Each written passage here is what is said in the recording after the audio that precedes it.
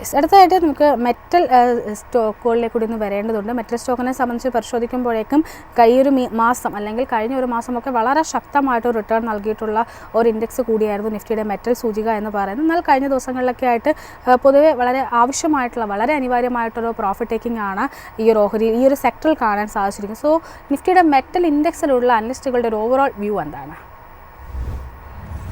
Metal index analyse ചെയ്യുമ്പോൾ 3rd സെപ്റ്റംബറിലാണ് ഒരു trend line breakout candle form ചെയ്ത് അതിനെ തുടർന്ന് കണ്ടിന്യൂസ് അപ്സൈഡ് റാലിയാണ് കാണാൻ സാധിച്ചിട്ടുണ്ടായിരുന്നത്. എന്നാൽ റീസെൻ്റ്ലി ഒരു ഹെൽത്തി കറക്ഷൻ അതിൽ സൂചിപ്പിച്ച പോലെ തന്നെ ഒരു ഹെൽത്തി പ്രോഫിറ്റ് ബുക്കിംഗ് ആണ് കാണാൻ സാധിച്ചിട്ടുണ്ടായിരുന്നത്. 10,376 10,120 എന്നത് ഈ ഒരു റേഞ്ച് ഒരു ഹൈ ഡിമാൻഡ് സോണാണ്. ആ ഒരു സോണിൽ നിന്നും 7th November proper retest candle form ചെയ്ത് ഇപ്പോഴും ഒരു പുൾ ബാക്ക് റാലി സ്റ്റേറ്റിലാണ് ഈ ഒരു മേഖല ട്രേഡ് ചെയ്യുന്നതെന്ന് പറയാൻ സാധിക്കും.